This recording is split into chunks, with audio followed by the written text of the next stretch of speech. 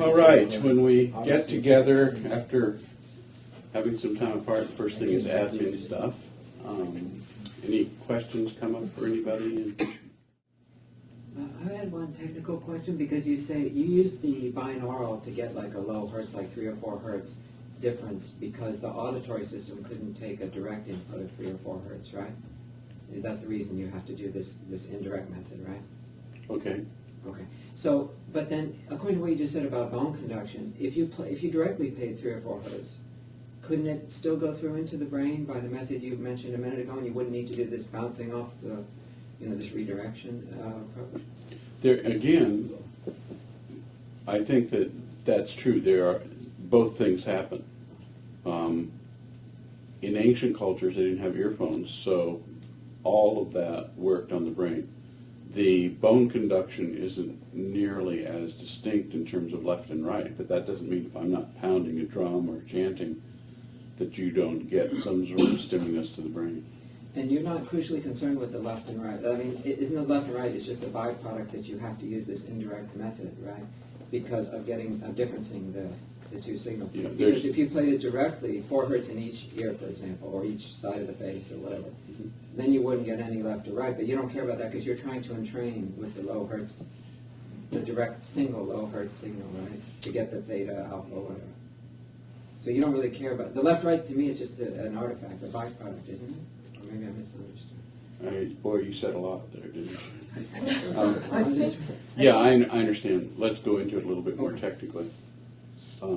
First, I'm going to explain it fully to you, but understand, I don't think it's important to empower the sound.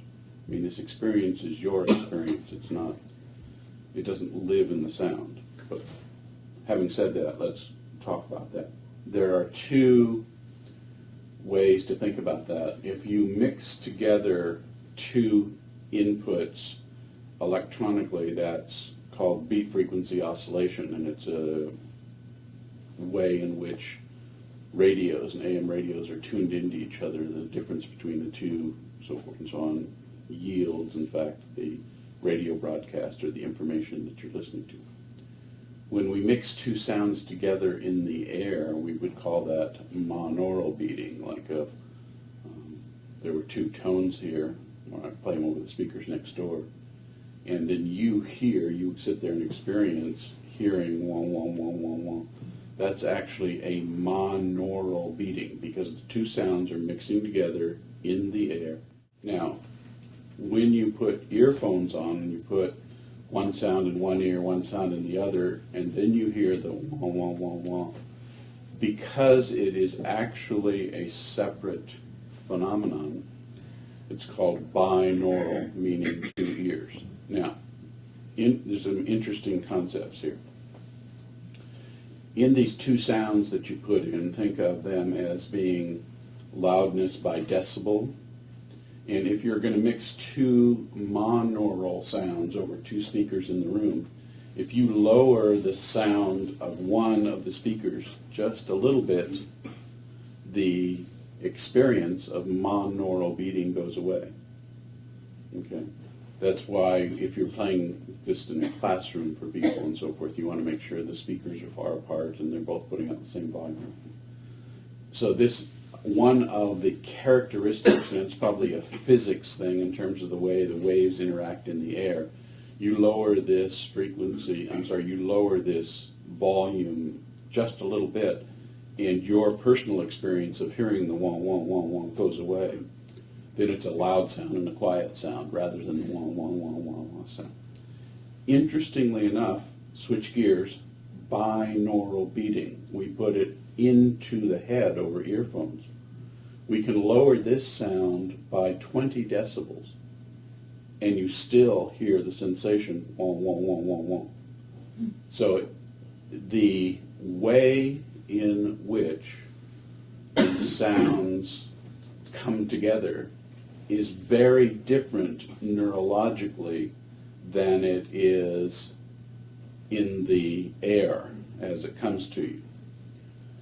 In binaural beating, another phenomena takes place called stochastic resonance, meaning that if you have a pink sound or surf mixed with the two sounds coming in, the floor of the entire frequency spectrum, it goes up and down in the ratio of 1, 1, 1, 1, 1, not just the sounds.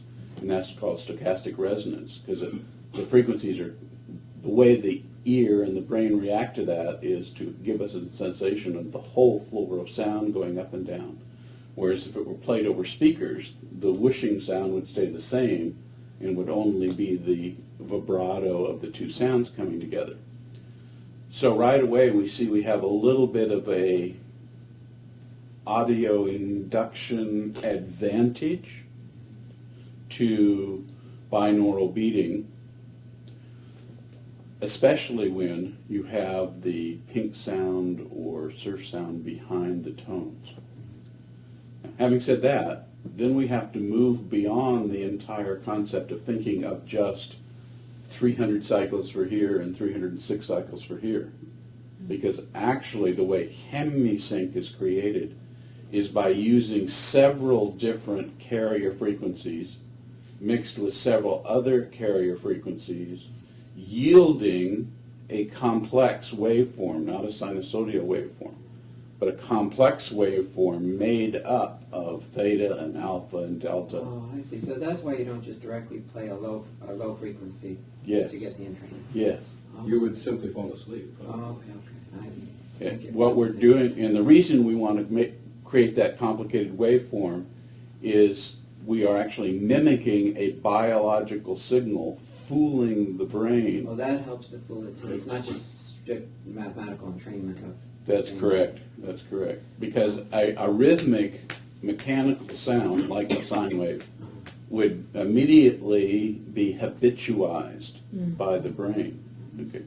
But this other thing that looks very much like a complex brainwave, plus the pitch of the pink sound is changing all the time, is refreshing anew from moment to moment the input the brain is getting so it doesn't habituate. That's the answer. Thank you. And that's what keeps the mind alert and body asleep sensation?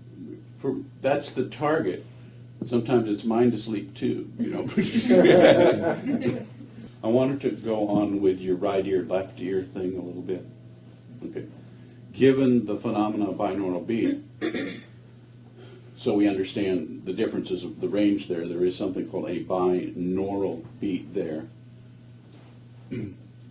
In Bob Monroe's first making of this technology for the public on little cassette tapes, there were introductory exercises that said you should be hearing my voice in your right ear only. If you're not hearing my voice in your right ear, turn your headphones around now so that you're hearing my voice in your right ear.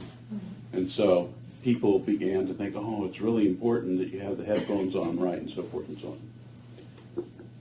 Physiologically, it doesn't matter a whit. But psychologically, what Bob was trying to do is to have you say, I'm doing this the right way. Like Daddy Bob is telling me, I'm doing it the right way, so it's going to work for me. Now, sort of a little trainer secret that we have is sometimes when people go through the gateway, they come down, Tuesday morning and say, these people are talking about these things that are happening to them, and I'm up in my room and nothing's happening to me. What's wrong? And so, turn your headphones around. Some people are different. Turn your headphones around. And they'll come down and